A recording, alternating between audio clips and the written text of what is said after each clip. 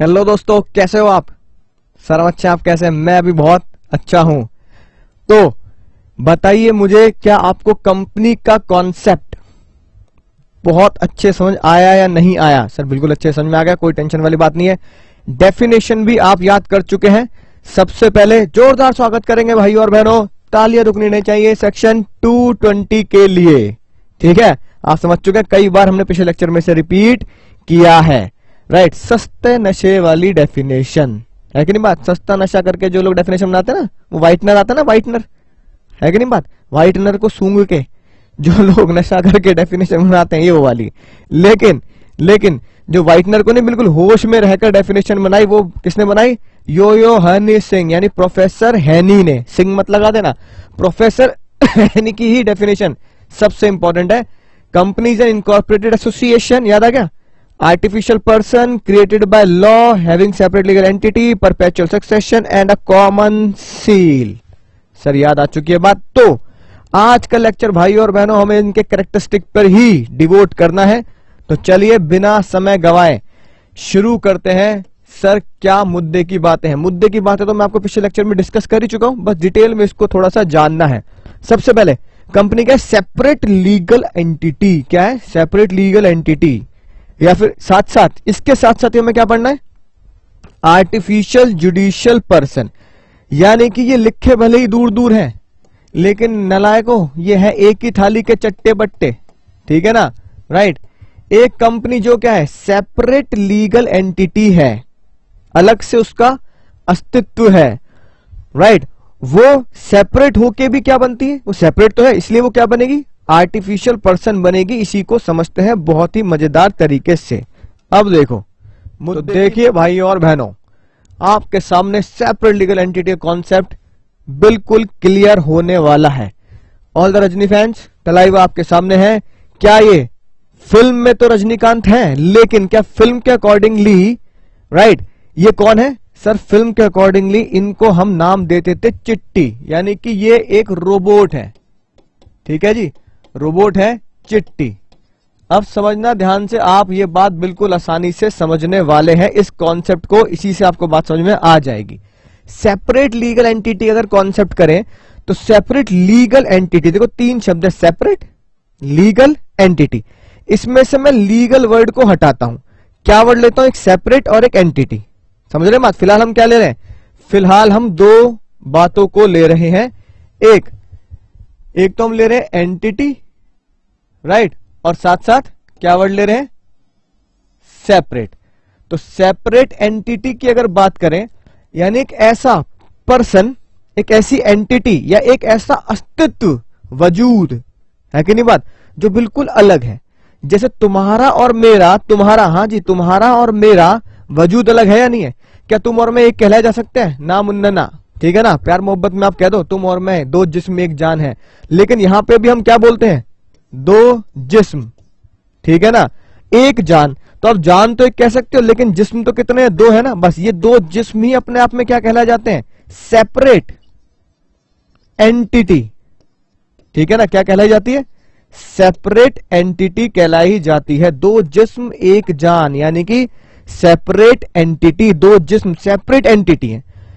इसका मतलब sir company का क्या है? इससे कंपनी का इससे क्या लेने देना है? कंपनी जब बनती है, समझ लो ना, कंपनी जब बनती है, जैसे डेफिनेशन में लिखा, company means a company incorporated under this act. जैसे ही आप इस एक्ट में, प्रीवियस एक्ट में जो भी कंपनी को जन्म दे देते हैं, याद है ना, रोटी की तरह दो, जो भी कंपनी को आप जन्म दे देते हो उसकी सेपरेट एंटिटी बना देते हैं, यानी उसका अस्तित्व अलग करेंगे। क्या करेंगे? उसका अस्तित्व अलग करेंगे।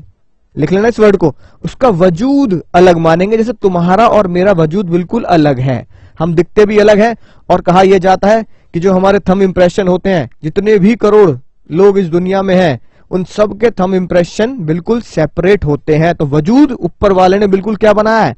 अलग ही बनाया है। ये बात समझ में आई होगी। तो इसे बोलते हैं सेपरेट एंटिटी। अब क्योंकि जो सेपरेट एंटिटी है, जैसे कि ये रोबोट, ये सेपरेट एंटिटी है, इसको बनाया गया है किसके द्वारा? यानी कि एक इंसानों के द्वारा बनाया गया है। जन्म नहीं दिया गया, इंसानों के द्वारा बनाया गया लेबोरेटरी में। और हमारे वो लेबोरेटरी क्या है? पार्लियामेंट। तो इंसानों के द्वारा जब कंपनी को पार्लियामेंट में बनाया गया तो इसका जन्म यानी कि उस सेपरेट एंटिटी का, है ना, चिट्टी का सेपरेट एंटिटी का जन्म इंसान से नहीं हुआ। It is not a natural birth, लेकिन ये पार्लियामेंट में इसका जन्म दिया गया। इसलिए क्या वर्ड डालना जरूरी था सर? इसलिए ये वर्ड डालना बहुत जरूरी था, लीगल, जो रेड पेन से मैंने हाईलाइट किया है। राइट, समझ में आई ना बात? अब देखो, सेपरेट लीगल एंटिटी, सेपरेट बिल्कुल अलग, जिसका वजूद, अस्तित्व, है ना, जिसका वजूद, अस्तित्व सेपरेट है, ठीक है, और वो क्या है? एंटिटी, ठीक है ना, यानी कि एक अलग आइडेंटिटी है। और उसका जन्म किसने दिया है? उसका जन्म दिया है कानून ने, लीगल तरीके से उसका जन्म हुआ है, इंसान ने उसका जन्म नहीं किया। राइट, तो वो एक क्या है? कंपनी, कंपनी का वजूद है सेपरेट लीगल एंटिटी, ठीक है ना, वो और उसके मेंबर्स, जैसे ये ओनर्स, ओनर्स को न क्या बोला जाता है? आप तो महारथी हैं अकाउंट्स के, ठीक है ना। कंपनी के शेयर होल्डर को ही क्या बोला जाता है? कंपनी का मालिक बोला जाता है। बोला जाता नहीं बोला जाता? हाँ सर, बिल्कुल पढ़ा है हमने। कंपनी के शेयर होल्डर ही कंपनी के मालिक है। तो कंपनी, है ना, जो बिजनेस है, कंपनी अलग है, उसके ओनर और उसके शेयर होल्डर बिल्कुल अलग हैं। राइट, तो ये सेपरेट वर्ड क्यों डाला गया है? यानी कि शेयर होल्डर से कंपनी क्या है? बिल्कुल अलग है, सेपरेट है, उसे एक लीगल दर्जा दिया गया। मान लो कैसे?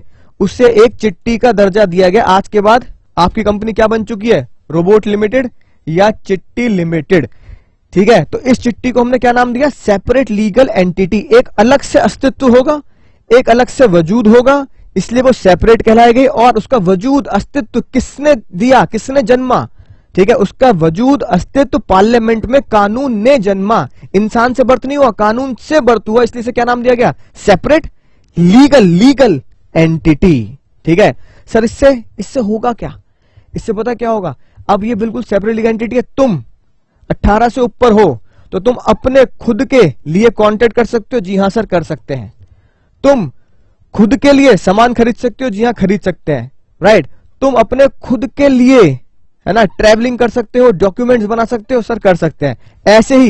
ऐसे ही अगर कंपनी चिट्टी रोबोट लिमिटेड है तो कंपनी चिट्टी क्या कर सकती है? खुद के लिए डॉक्यूमेंट्स क्रिएट कर सकती है, खुद के नाम से दूसरे से कॉन्ट्रैक्ट कर सकती है। राइट, और खुद के नाम से ही अपने लिए असेट्स खरीद सकती है।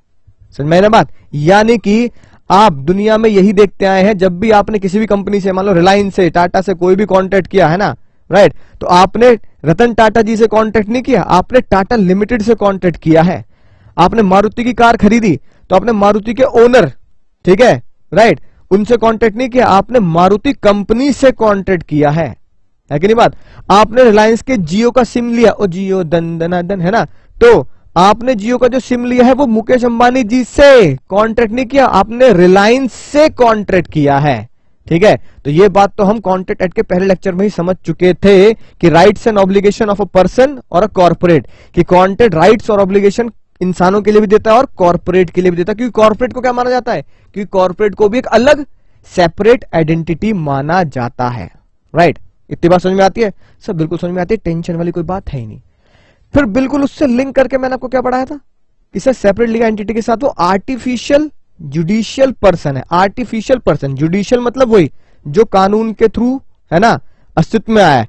तो दो वर्ड पे गौर देंगे, आर्टिफिशियल और पर्सन। अब ये बताओ क्या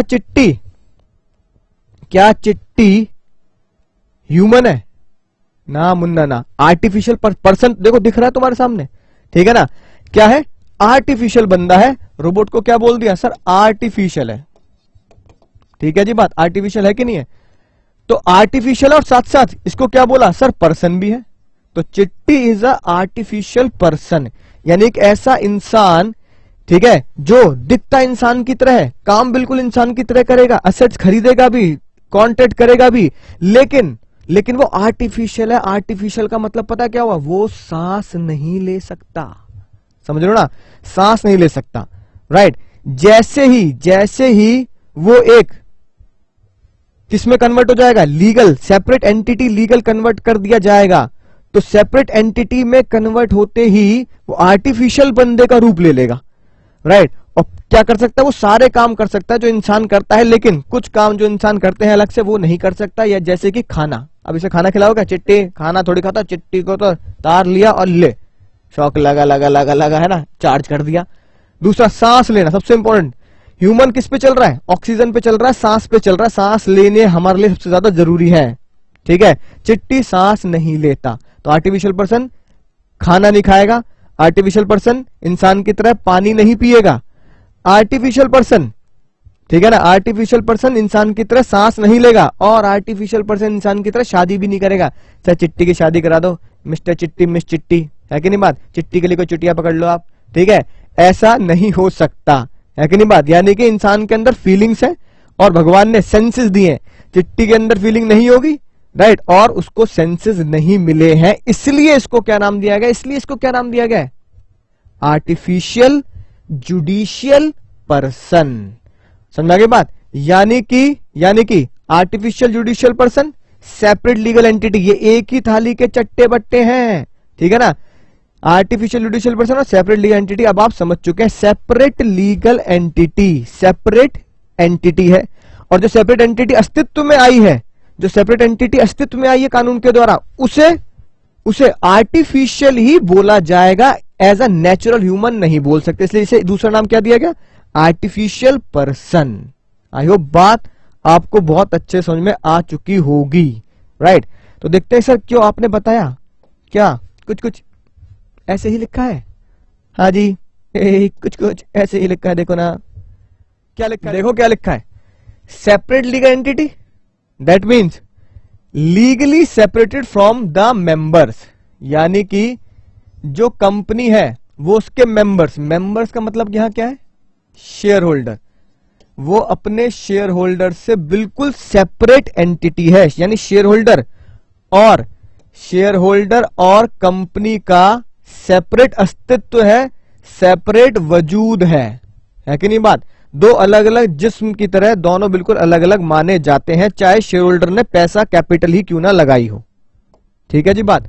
दूसरा देखो, artificial judicial person, company can act through human agency only, यानी कि वो एक आर्टिफिशियल पर्सन है, चिट्टी एक आर्टिफिशियल पर्सन है कि नहीं बात, लेकिन ये काम कैसे करेगा, नलायक कोई काम कैसे करेगा, लेकिन ये काम करेगा सर थ्रू ह्यूमंस, है ना, ह्यूमंस के द्वारा ही उसका काम चलेगा, ह्यूमंस के द्वारा ही चिट्टी काम करेगा। यानी कि जब तक जो प्रोफेसर डॉक्टर थे रजनीकांत, जब तक इसमें वो चाबी नहीं भरेंगे ना, तब तक ये चलेगा नहीं, यानी जब तक चार्ज नहीं करेंगे तब तक ये चलेगा नहीं, सॉफ्टवेयर तो उसके अंदर इंस्टॉल करना ही पड़ेगा ह्यूमंस के द्वारा, ठीक है, राइट। तो यही बात तो बता रहा हूं मैं आपको। कंपनी कैन कॉन्ट्रैक्ट, सबसे इंपॉर्टेंट बात, क्योंकि वो आर्टिफिशियल पर्सन है, बिल्कुल आर्टिफिशियल पर्सन है, उसको अस्तित्व अलग दिया है, इसलिए कंपनी कॉन्ट्रैक्ट कर सकती है, कंपनी किसी के ऊपर केस भी कर सकती है, एंड बी स्यूड, और कंपनी के ऊपर भी कोई केस कर सकता है इन इट्स ओन नेम। तो कॉन्ट्रैक्ट में मैंने आपको बताया था, अरबाज खान के ऊपर जो केस हुआ था वो एक्चुअली में अरबाज खान के ऊपर नहीं था, वो Arbaaz Khan productions private limited के ऊपर था। मुन्नी बदनाम हुई डार्लिंग तेरे लिए, तो झंडू बाम हुई डार्लिंग तेरे लिए, झंडू बाम कंपनी के ऊपर केस किया कि आपने हमारा ब्रांड नेम गलत तरीके से इस्तेमाल किया है। इसका मतलब क्या है कि Zandu balm limited versus Arbaaz Khan productions private limited, तो वो केस क्या बना था, कंपनी वर्सेस कंपनी, यानी कि public company versus private company का वो केस बना था। बात समझ में आ गई। इसलिए लिखा है कंपनी कॉन्ट्रैक्ट भी कर सकती है, कंपनी किसी और के ऊपर भी केस कर सकती है, और कंपनी के ऊपर भी केस किया जा सकता है। समझ में आ गई ना बात। सर इसी को डिटेल में पढ़ते हैं, क्या बात लिखी है देखिए ध्यान से भाई और बहनों। सेपरेट लीगल एंटिटी, चलो ऊपर देखते हैं क्या लिखा है। We have seen the definition given in the company from a layman point of view and legal point of view, but the company form of organization has certain distinctive features that help us to understand the real, है ना, realms का मतलब होता है area, Hindi में बोले तो क्षेत्र, है कि नहीं बात, क्षेत्र ऑफ अ कंपनी। तो इन कैरेक्टरिस्टिक से आपको एक्चुअली में कंपनी के एरिया के बारे में नॉलेज होगी, तब आप जान पाएंगे एक्चुअली कंपनी होती क्या है।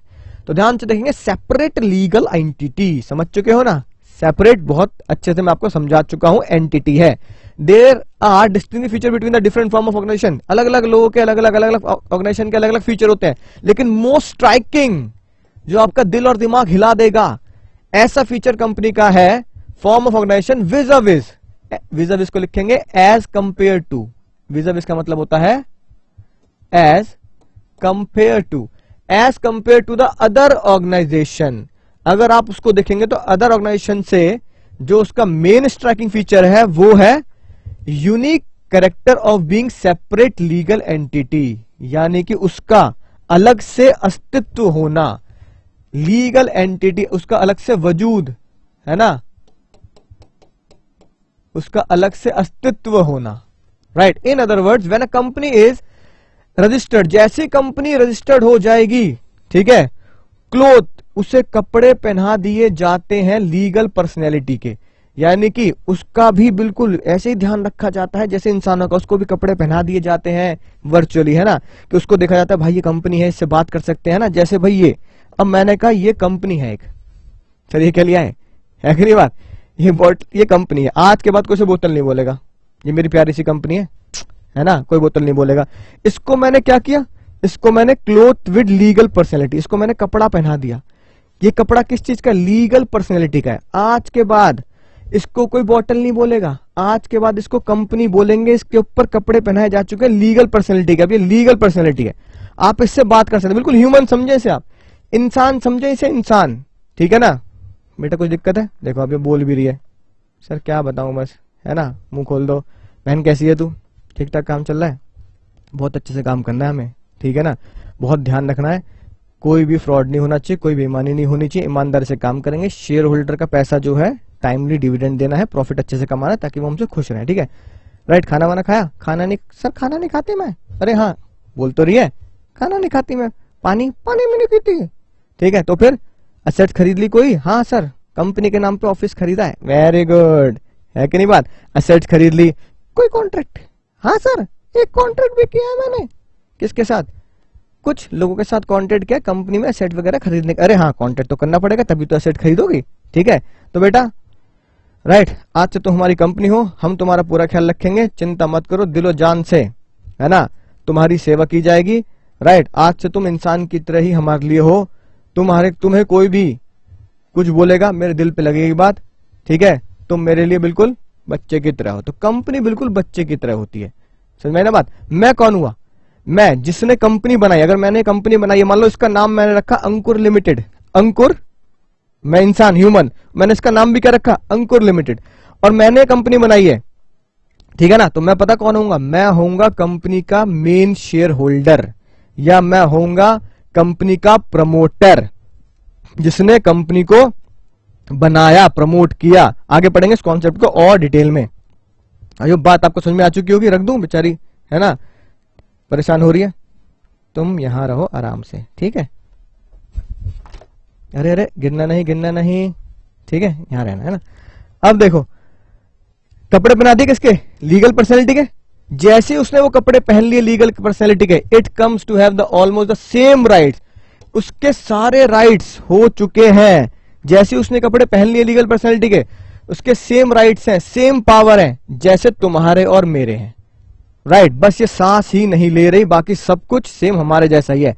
Its existence is distinct and separate from its member, यानी कि भले ही मैंने इसको पैसा दिया, इसमें पैसा लगाया, तो ये कौन बन गई, कंपनी, और मैं कौन हो गया, मेंबर यानी शेयर होल्डर, राइट।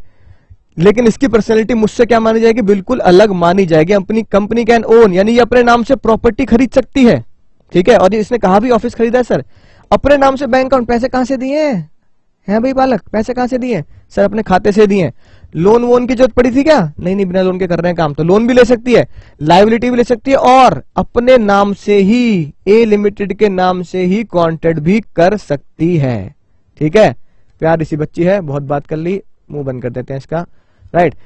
अब देखो इट इज, अब आप बात बिल्कुल अच्छे समझ चुके, it is at law a person is different altogether from the subscriber, subscriber कौन हो गए, ठीक है ना, टू द मेमोरेंडम, जिसने कंपनी के मेन डॉक्यूमेंट पे साइन किए हैं। सब्सक्राइबर, जैसे मैं कहता हूं आप आइए और मेरे चैनल को सब्सक्राइब कीजिए। सब यूट्यूब चैनल सब्सक्राइब करते हैं ना, यूट्यूब चैनल, सर मैंने आपका यूट्यूब चैनल सब्सक्राइब कर लिया, तो जैसे ही आपने यूट्यूब चैनल को सब्सक्राइब किया, बिल्कुल वैसे ही कंपनी के मेमोरेंडम के ऊपर साइन करने को भी क्या मानते हैं, सब्सक्राइबर टू द मेमोरेंडम, यानी सब्सक्राइब टू द मेमोरेंडम। और जो बंदा मेमोरेंडम पे साइन कर रहा है, जो बंदा मेमोरेंडम पे साइन कर रहा है, उसे हम क्या बोलेंगे, सब्सक्राइबर। यानी आपने अगर यूट्यूब चैनल को सब्सक्राइब किया तो आपको क्या बोला जाता है, सब्सक्राइबर, राइट। तो कंपनी की एंटिटी उसके मेमोरेंडम के सब्सक्राइबर से बिल्कुल अलग होती है, यानी एक सब्सक्राइबर वो होते हैं जो मेमोरेंडम पे साइन करते हैं, ठीक है ना। अब बात आती है सर मेमोरेंडम क्या होता है। मेमोरेंडम कंपनी का सबसे बड़ा डॉक्यूमेंट होता है जिसमें कुछ बातें लिखी होती है, जैसे कंपनी का नाम क्या है, कंपनी की लायबिलिटी लिमिटेड है अनलिमिटेड है, कंपनी से कौन लोग जुड़े हुए हैं, कंपनी की कैपिटल कितनी है, ऐसी बातें मेमोरेंडम में लिखी होती हैं। और जो बातें मेमोरेंडम में हम लिख देते हैं, कंपनी का नाम क्या है बहन तेरा, ए लिमिटेड, कैपिटल कितनी है 1 करोड़ की, है कि नहीं बात, प्लेस कहां पे है, नोएडा, ऐसी बातें जो कंपनी में लिखी जाती है उसके मेमोरेंडम में लिखी जाती है। तो जो बंदा साइन करेगा, जैसे मैंने उसके मेमोरेंडम पे साइन कर दिए, तो मैं कहलाया जाऊंगा सब्सक्राइबर टू द मेमोरेंडम। इसका मतलब यह है कि ये मैं अपनी जिम्मेदारी लेता हूं कि कंपनी में जो बातें लिखी गई हैं, नेम, प्लेस, एनिमल, थिंग, है कि नहीं बात, जो भी लिखी गई है बातें, उसकी जिम्मेदारी मैं लेता हूं। अगर कोई भी फ्रॉड होता है तो कंपनी को जेल भेज दोगे क्या, कंपनी को भेज दोगे क्या, भैया मैंने गबन कर दिया 1000 करोड़ का, राइट। फिर मैंने बोला कि भैया मैंने तो सब कंपनी के काम से किया है, कंपनी के खातों से किया है, ठीक है ना, तो कंपनी को जेल भेज दोगे क्या, नहीं। तो फिर जेल कौन जाएगा, एक्चुअली में ये तो आर्टिफिशियल पर्सन है ना, काम किसके द्वारा किया जा रहा है, काम तो ह्यूमंस के द्वारा किया जा रहा है, जैसे मैंने बताया।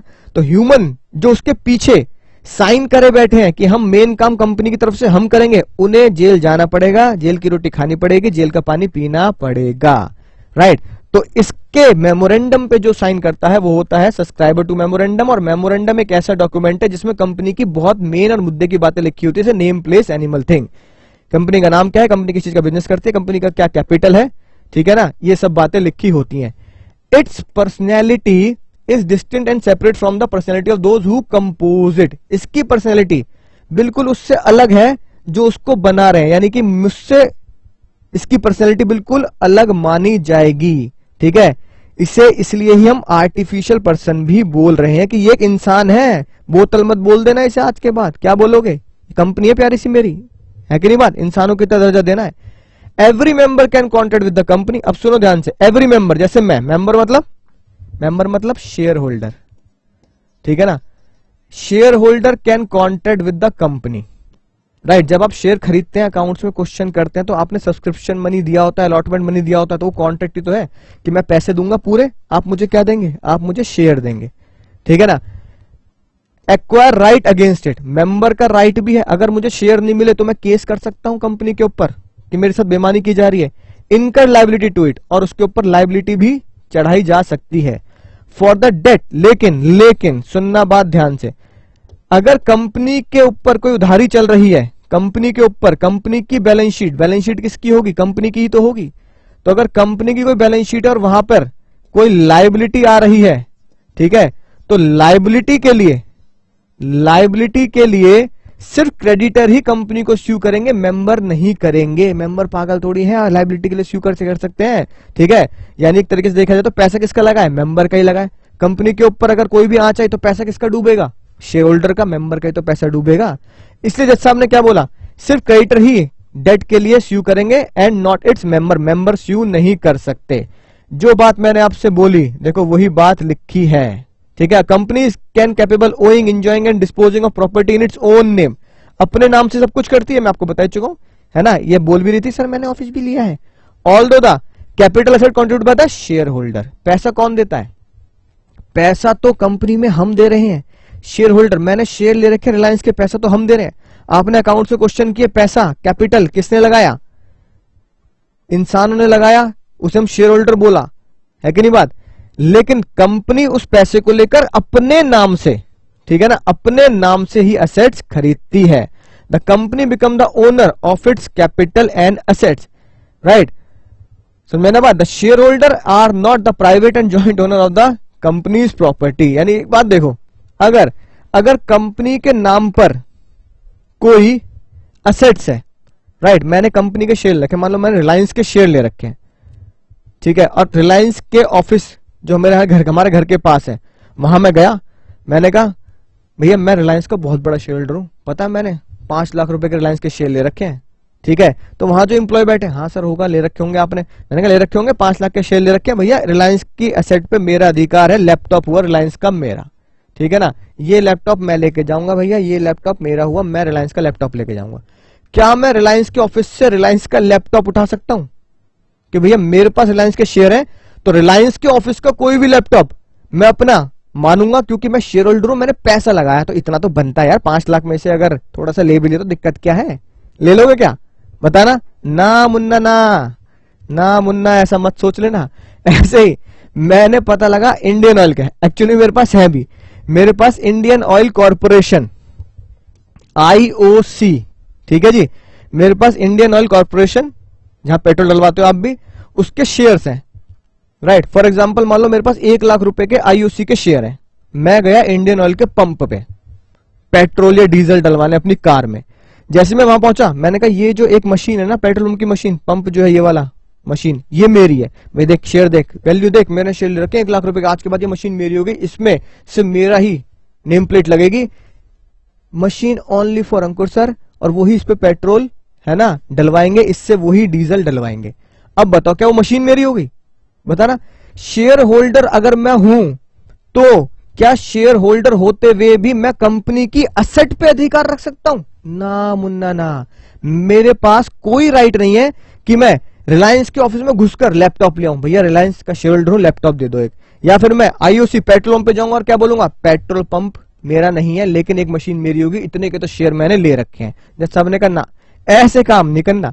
आप सिर्फ क्या है, शेयर होल्डर है, और आपको क्या माना जाता है, आपको माना भी ओनर जाता है, लेकिन आज ये बात पता लगी ओनर वर्ड कहना हमारे लिए बेइज्जती है, ठीक है। अकाउंट्स वाले सर ने क्या बताया होगा, शेयर होल्डर जो कंपनी पैसा लगाते हैं वो कंपनी के क्या होते हैं सर, वो कंपनी के तो ओनर माने जाते हैं, ठीक है ना, बहकाने के लिए, बहकाने के लिए।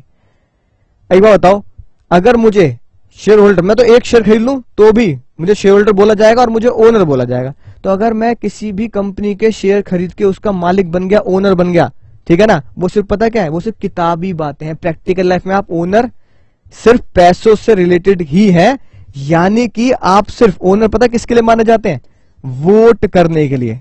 सुन लेना ध्यान से, बहुत राज की बात है, कोई बताएगा नहीं आपको, ये बहुत राज की बात है, सिर्फ वोट करने के लिए मैं ओनर सेंस में बोला जाता है, एक्चुअली मैं कंपनी के एसेट्स का मालिक ही नहीं हूं। अगर मैं ओनर हूं तो मैं यूज क्यों नहीं कर सकता कंपनी के एसेट्स को, ना आप मुझे लैपटॉप दे रहे, ना मुझे पेट्रोल की कोई मशीन दे रहे, दे तो रहे नहीं हो आप, है कि नहीं बात, तो फिर मुझे ओनर क्यों कह रहे हो, ओनर कहने तो बेइज्जती है। अब मेरे पास पता, मैं अगर आप मोबाइल दिखाऊं अपना तो आपको दिखेगा कि मैंने कम से कम 25-30 कंपनी के शेयर ले रखे हैं, तो मैं पता क्या बोलूंगा, ऐसे मत समझ लेना, पता है 30 कंपनी का मालिक हूं मैं, रिलायंस, टाटा, महिंद्रा, ऐसी कंपनी के शेयर ले रखे हैं मैंने, टॉप कंपनी के इंडिया के, मारुति, है कि नहीं बात, सब इन सब के शेयर ले रखे हैं मैंने, तो रिलायंस, महिंद्रा, मारुति, इन सब का शेयर वो हूं मैं मालिक, तो शेयर होल्डर को मालिक बोला जा रहा है, तो मैं शेयर होल्डर की जगह अपना क्या नाम यूज कर रहा हूं, मालिक हूं, मैं मालिक हूं, तो लोग तुम हंसोगे नहीं हंसोगे, ऐसे लोग भी हंसेंगे, क्या बोल रहा है ये भी शेख चिल्ली है बिल्कुल, है कि नहीं बात। तो एक्चुअली में मालिक वर्ड देना, ओनर वर्ड देना किताबी बातें होती हैं, आप प्रैक्टिकल लाइफ में मालिक नहीं होते। शेयर ले लो, चुपचाप घर बैठ रहो, है ना, रॉब नहीं जमाना कि मैं मालिक हूं कंपनी का।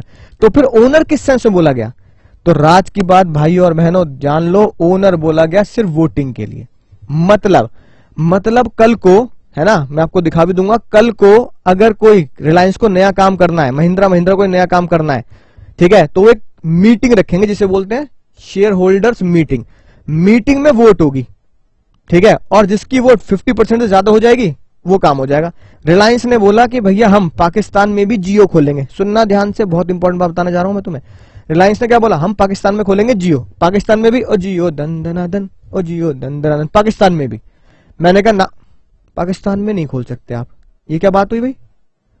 मुकेश अंबानी जी ने बोला भैया बिजनेस इज बिजनेस, धंधा तो धंधा है, पाकिस्तान से मिल रहा है तो क्या दिक्कत है, बिजनेस ग्रो होना चाहिए।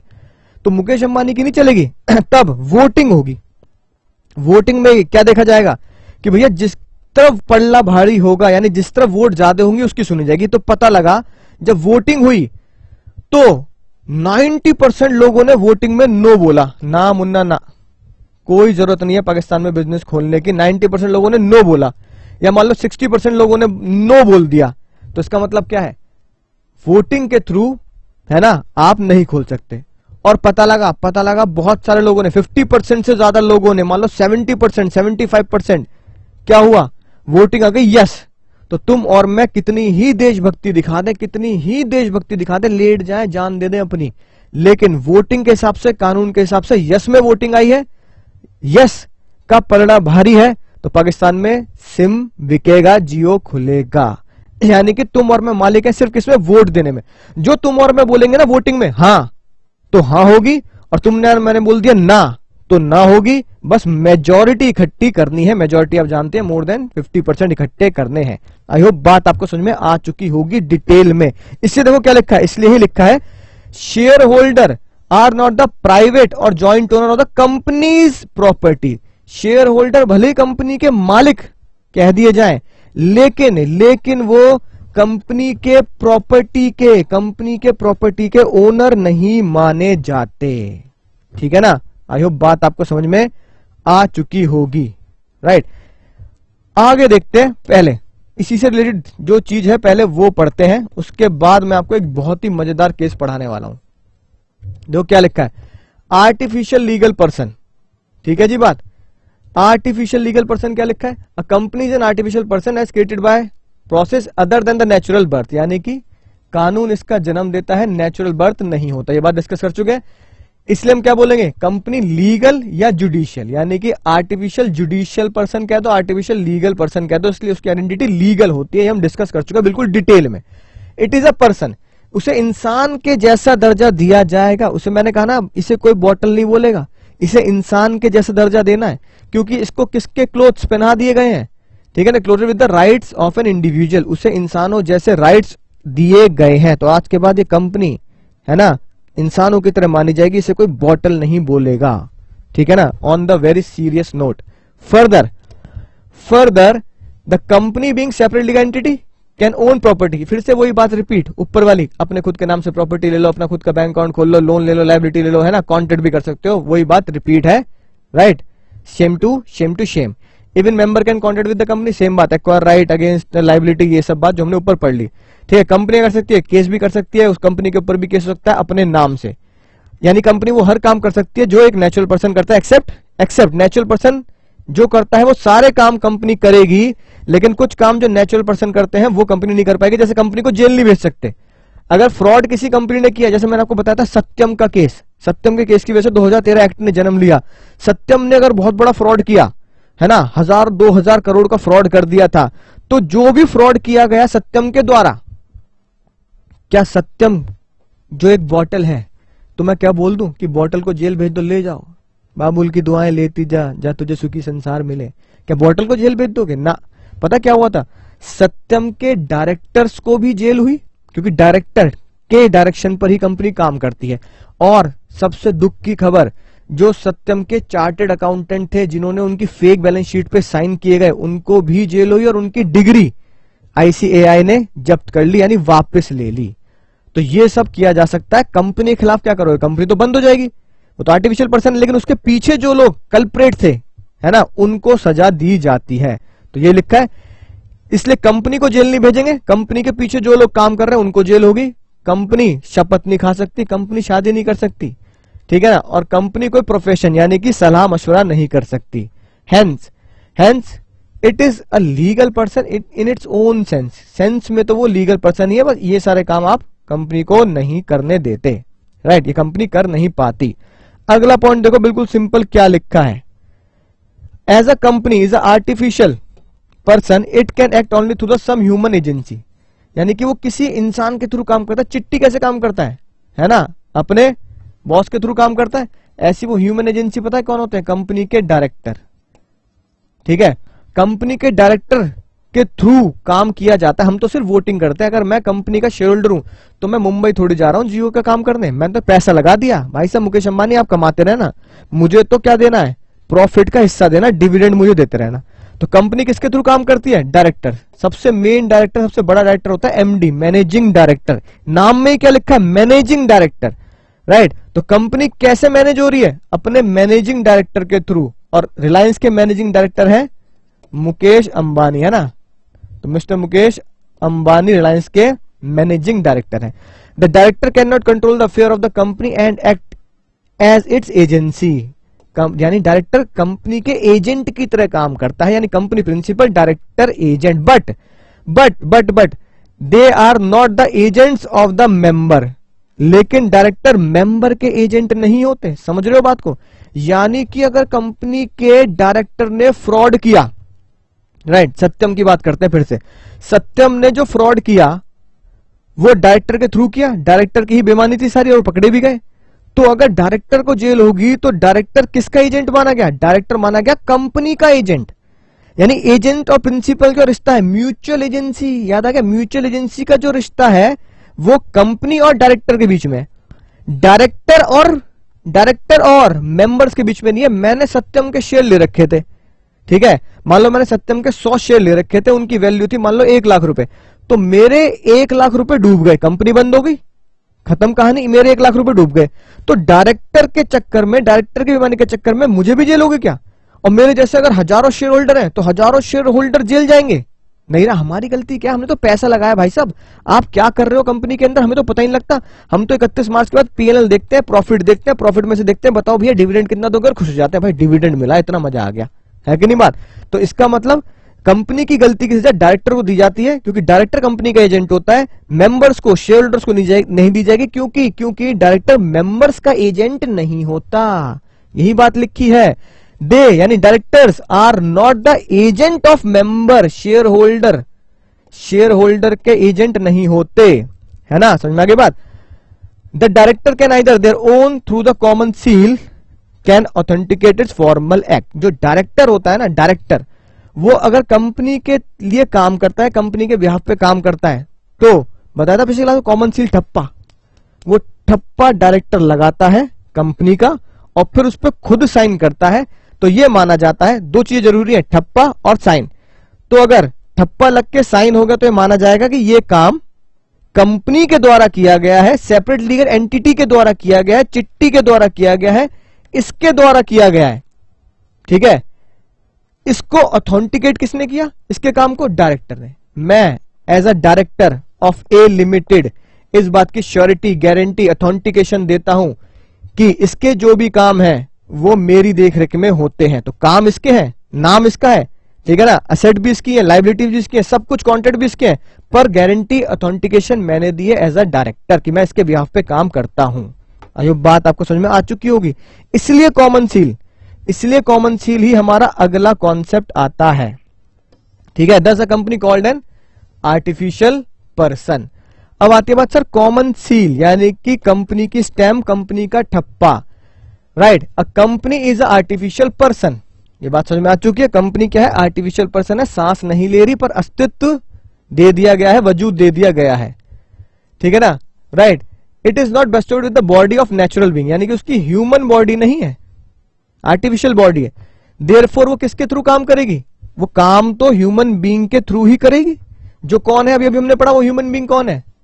अभी ऊपर पढ़ा, डायरेक्टर के थ्रू काम करेगी। इसलिए कंपनी की खुद की कोई सेपरेट एंटिटी नहीं है, पर वो काम कंपनी का है। ये प्रूफ कैसे होगा? ठप्पे से होगा, ठप्पे से यानी कि कॉमन सील से, स्टैंप से। कॉमन सील मतलब कंपनी की स्टैंप से, राइट। और कंपनी की स्टैंप भी क्या मानी जाएगी? ऑफिशियल सिग्नेचर माने जाएंगे कंपनी के, यानी कंपनी के स्टैंप, कंपनी की स्टैंप इजिकल टू सिग्नेचर, है ना।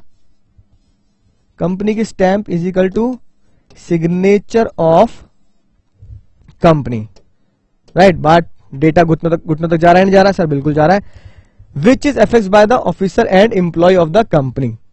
जो स्टैंप है वो कोई भी लगा ले, स्टैंप तो चाहे आप लगा दो, मैं लगा दूं, कंपनी का डायरेक्टर लगा दे, कोई एम्प्लॉय भी लगा दे, क्या फर्क पड़ता है डॉक्यूमेंट्स पे लगाने। The common seal is seal use by the corporation as a symbol of the incorporation, यानी कंपनी एक सेपरेट एंटिटी है, इसका सिंबल दिखाता है। लेकिन इसमें साथ में किसके साइन चाहिए होते हैं? साइन ऑफ डायरेक्टर भी चाहिए होते हैं। ठीक है, अब मैं बताऊं क्यों। खाली इसके स्टैम्प से अगर कॉन्ट्रैक्ट होने लगे तो पता है क्या है, रिलायंस के अंबानी साहब कहां बैठे हैं? मुंबई, टाटा मुंबई, है कि नहीं बात। मैंने क्या किया, नोएडा में गया, स्टैम्प वाले से बोला भैया ये देख सिंबल रिलायंस का दिख रहा है ना, सिंबल रिलायंस का, बिल्कुल एग्जैक्टली इस सिंबल की स्टैंप बना दे। राइट, उसने बिल्कुल एग्जैक्टली सिंबल की स्टैंप बना दी। ठीक है, और मैंने वो स्टैंप धनाधन पेपर पे yellow stamp yellow stamp yellow stamp बेच दी है रिलायंस की सारी प्रॉपर्टी। तो रिलायंस की सारी प्रॉपर्टी जो बेच दी वो मेरी हो जाएगी। सिर्फ स्टैंप लगाने से ही रिलायंस की सारी प्रॉपर्टी मेरी होगी, है कि नहीं बात? नहीं ना। तो जज साहब ने क्या बोला, जज साहब ने बोला भाई साहब अगर स्टैंप लगानी हो, स्टैंप बनवानी, तो दुनिया में कोई भी स्टैंप बनवा लेगा, अपनी गली के बाहर स्टैंप बन जाती है। ठीक है, राइट। तो फिर खाली स्टैंप से अगर आप ऐसे काम कर दोगे तो दुनिया तो बेच देगी, है ना, फिर तो वर्ल्ड की कंपनीज बिक जाएंगी स्टैंप बनने से।